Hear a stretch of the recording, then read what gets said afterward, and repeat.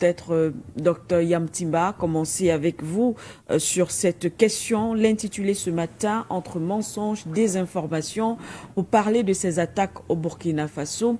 Qui veut déstabiliser ce pays?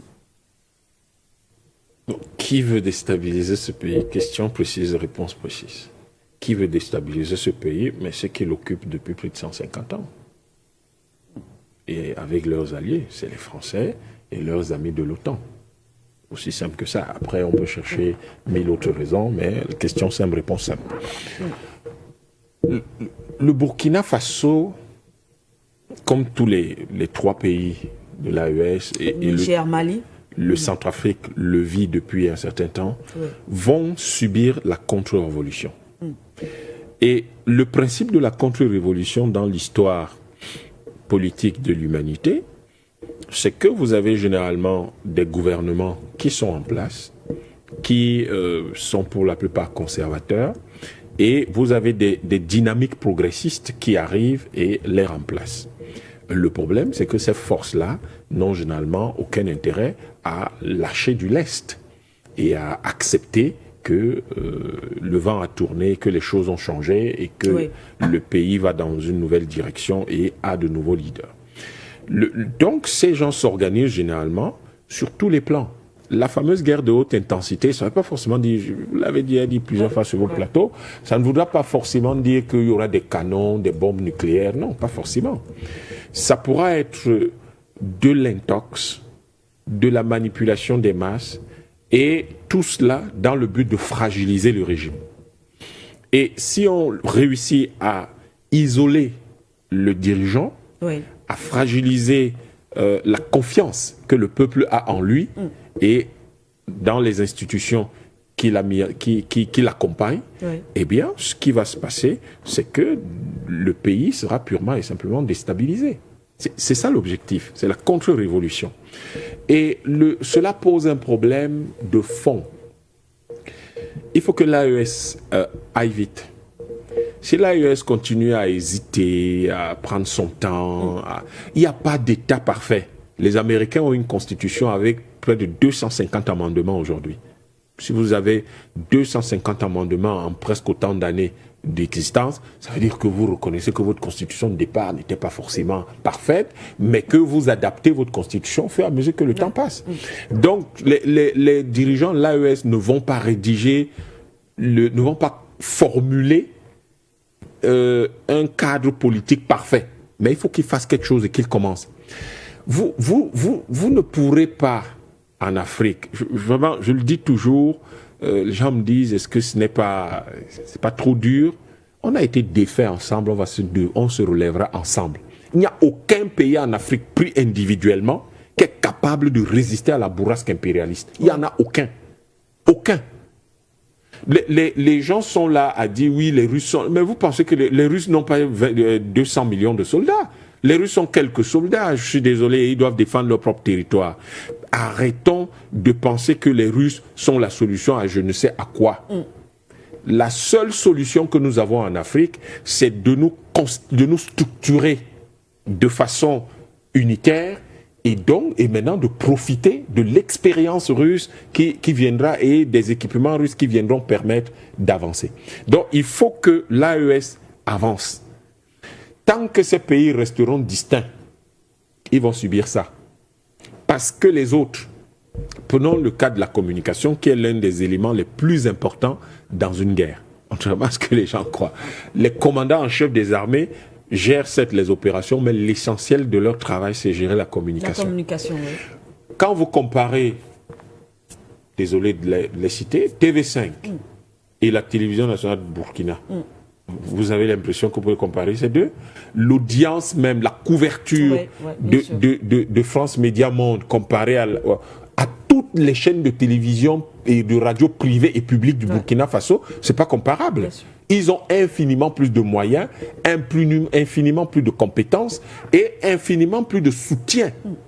Non seulement de leurs États, mais de toute une coalition d'États qu'on appelle l'Union européenne, qu'on appelle de plusieurs coalitions d'États qu'on appelle l'Union européenne, qu'on appelle l'OTAN, qu'on appelle l'OCDE, etc.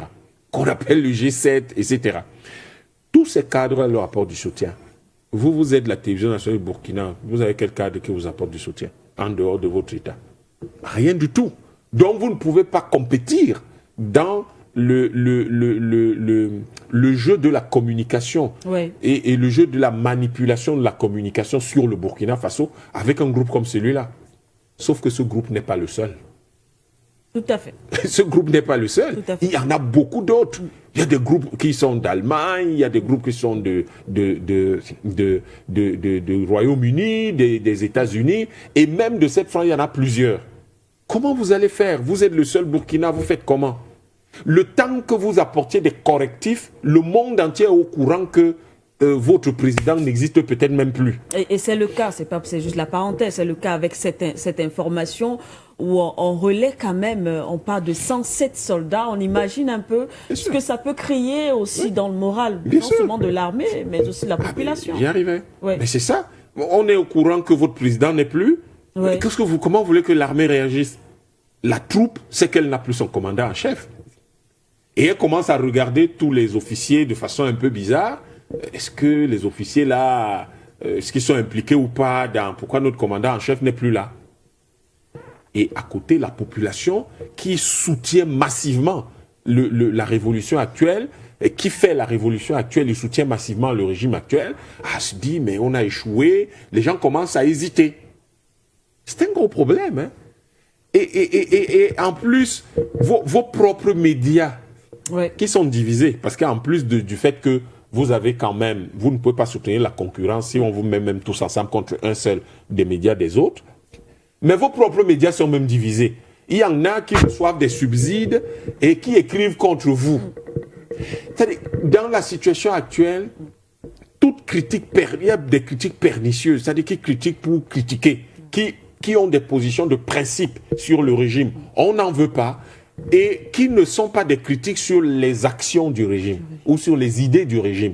Et donc votre propre landerneau médiatique est divisé. Mais ces gens-là étant divisés, vous voyez que vous êtes extrêmement fragile. Ça contribue à s'aimer, si vous voulez, un effroi terrible au sein de l'armée, au sein de la population, et même parmi certains de vos amis qui sont dans la même situation que vous. C'est-à-dire dans la même situation de fragilité que vous. Ça contribue à s'aimer le doute chez eux. Donc sur le plan de la communication, on a un gros problème. Et ce problème-là, c'est que nous ne maîtrisons pas du tout ce qui se dit, ce que nos populations entendent, ce que nos populations voient, ce que nos populations lisent. On ne le maîtrise pas. C'est les autres qui, pour l'essentiel, le disent.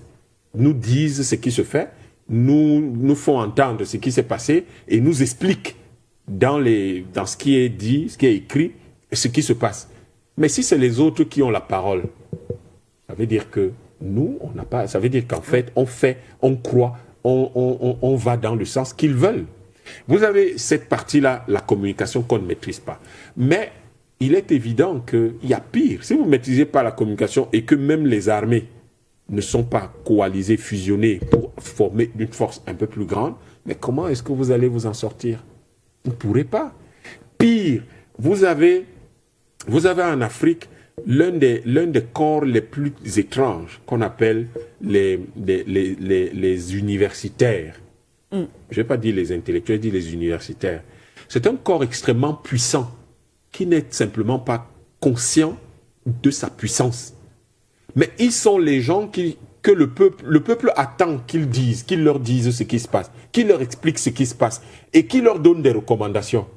Les gouvernements attendent de même, les dirigeants attendent de même, l'opinion publique, les médias attendent de même, mais ces gens-là, exactement comme le landerneau médiatique, sont divisés. Une bonne partie, malheureusement, a fait, parfois ouvertement, parfois inconsciemment, allégeance aux impérialistes. Ça vous paraît très curieux parfois. C'est-à-dire, vous écoutez des gens qui parlent et vous avez l'impression que pour eux, tout ce qui se fait chez vous, c'est-à-dire que vos dirigeants sont le problème. Et vous leur demandez, mais en quoi les dirigeants du pays sont le problème alors que c'est un système qui crée l'environnement dans lequel nous sommes? Inconsciemment, ils ont fait allégeance aux impérialistes, ils ne s'en rendent même pas compte. Voilà un autre problème qu'on a. Et peut-être qu'en mettant ensemble, en créant des réseaux d'échanges avec ces universitaires, ils ils vont formuler un discours qui est le discours dont l'Afrique a besoin. Il est clair, prenez n'importe quelle université occidentale, vous ne trouverez, vous ne risquez pas de trouver quelqu'un qui est contre le système. Il peut être contre un régime en place, mais pas contre le système que l'Europe a mis en place pour contrôler le monde. C'est comme ça qu'il fonctionne.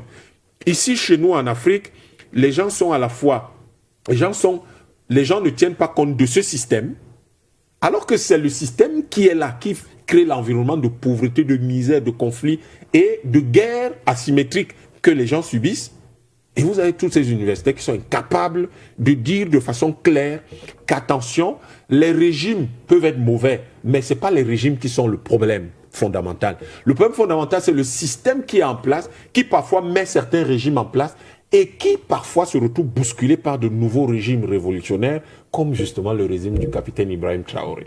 La conséquence, c'est que ce régime-là va subir les assauts sous toutes les formes possibles. Les assauts sur le plan financier, on refuse, on vous bloque tous les financements, on n'accepte pas si. Les assauts sur le plan de la communication, il y a une désinformation extraordinaire comme celle que nous voyons en ce moment.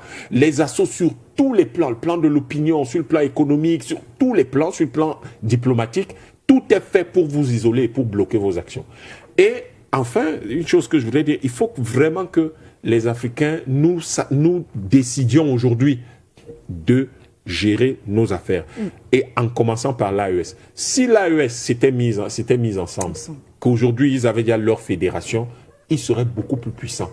Parce qu'il suffit de regarder le nombre de médias de ces trois pays et en créant des possibilités de fusion de ces médias, en concentrant l'intervention d'un nouvel État de cette taille sur la communication, vous avez quelque chose de beaucoup plus puissant qui peut, peut-être pas totalement avoir la capacité de résister à cette bourrasque, mais qui peut au moins avoir une voix qui s'entend et une voix qui se respecte sur le plan de la communication. Donc, ce qui se passe au Burkina est simplement le fait que c'est la contre-révolution qui est en marche. Oui.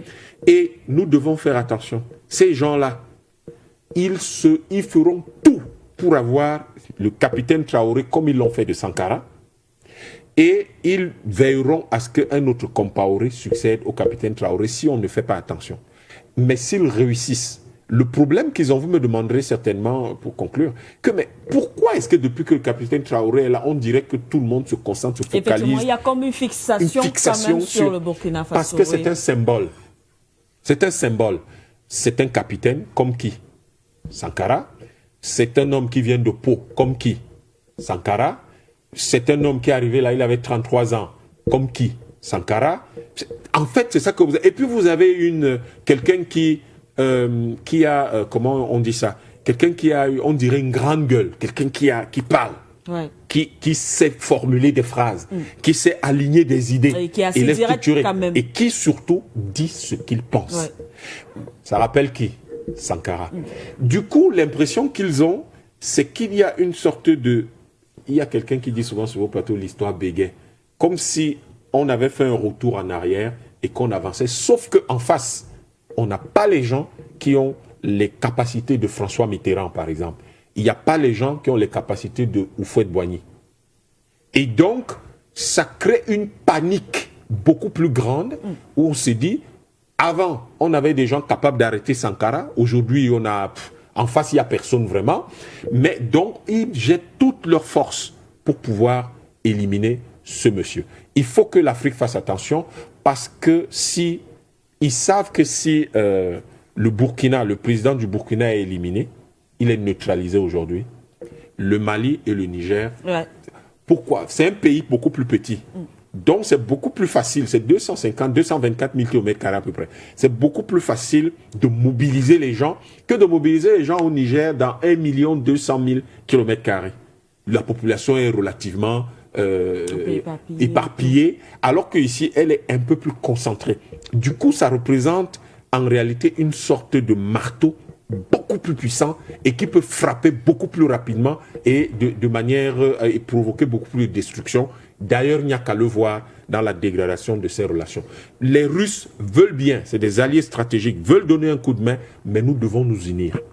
Nous devons nous unir et si on fait le lien avec le premier sujet, vous comprenez très bien que dans les pays où l'OTAN a la même mise, sur lesquels l'OTAN a la même mise, les Occidentaux ont la même mise, on fait tout pour fermer la bouche des Africains. Et à côté, pourquoi on leur ferme la bouche? Parce que quand les autorités seront impliquées dans des actions de déstabilisation d'un pays voisin, parce que ça arrivera fatalement, en tout cas il y a des actions qui sont menées, il ne faudra même pas que la population de ce pays-là puisse contredire ça, puisse contester ça, ni critiquer ça. Donc les gens sont dans un jeu d'ensemble. Nous sommes les seuls à croire que c'est le problème du Burkina Faso. Ce n'est pas le problème du Burkina Faso, c'est le problème de toute l'Afrique. Si des gens s'attaquent au président Ibrahim Traoré de cette façon-là, ça veut dire qu'ils se disent c'est leur Normandie, c'est le débarquement de Normandie. Donc s'ils réussissent ce débarquement de Normandie, ils pourront gagner la guerre. Nous devons être très vigilants là-dessus. Merci beaucoup.